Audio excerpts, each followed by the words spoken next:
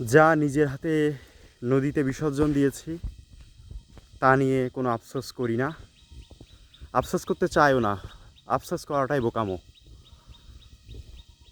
অনেক কিছু হারিয়ে যায়, অনেক কিছু থেকে যায়। এমন অনেক কিছু জীবনে দেখেছি, হয়তো অনেক করে রাখতে চেয়েছি কিন্তু রাখতে পারিনি বা রাখা সম্ভব হয়নি। এমন অনেক কিছুই জীবনে দেখেছি যেগুলো শত চেষ্টা করেও ফেলে দিতে পারিনি। বারবার কোনো না কোনো অজুহাতে ঘরের মধ্যে রেখে দিয়েছি।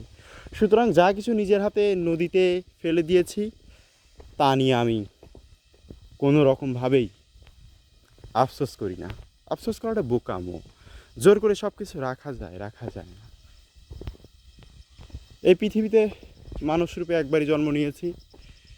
এই যৌবন, এই সোনালি সময়, এই সময়টা যদি আমার দুঃখ, যন্ত্রণা, হতাশায় কেটে যায় তাহলে সেসব দিক থেকে ফিরে আসা উচিত।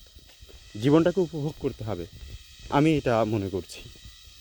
জীবনটাকে উপভোগ করতেই হবে, না হলে শেষ বয়সে বিছানায় শুয়ে বড় আফসোস করতে হবে। তাই আর একটা ছবি দেখেছিলাম আমরা যে দুজন মানুষ দুইটা দড়ি ধরে দাঁড়িয়ে মানে টানাটানি করতেছে। একজনের হাত কেটে যাচ্ছে, রক্তাক্ত হয়ে যাচ্ছে, তবুও সে ছাড়ছে না।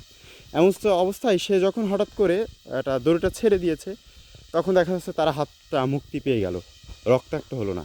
সুতরাং কিছু বিষয়তে এমন থাকেই। জোর করে সব কিছু হয় না, জোর করে সব কিছু রাখা যায় না, রাখা উচিতও না। তারপরে সব কিছু মিলে সৃষ্টিকর্তা তো আছেন, তার যেটা ভালো মনে হবে সেটা তিনি করবেন। সেখানে তো আমাদের হাত নেই, সেখানে আমাদের কিছু করারও থাকে না। তাই দুঃখ কষ্ট না করে জীবনটাকে আরও সামনের দিকে এগিয়ে নিয়ে যেতে হবে। জীবনটা যেন আরও বেশি সমৃদ্ধশালী হয়। আজ যে কারণে আজ আমি বিপদগ্রস্ত। Today I have no money, enough money. আমার কাছে আজকে যথেষ্ট টাকা নাই।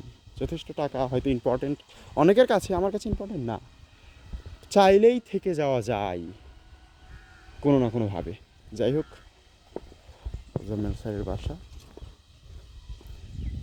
ওকে, জীবন চলে যাবে, জীবন কখনো অপেক্ষা করে না। নদীতেও ভাঙন থাকবে, কিন্তু নদী তো কখনো বসে থাকে না। বসে থাকতে তো তাকে দেখি না। জীবন সুন্দর, জীবন নাটকীয়, জীবন নাটক থেকেও নাটকীয়। জীবন সুন্দর, ভালোবাসা সুন্দর, ভালোবাসা ভালো থাকবে।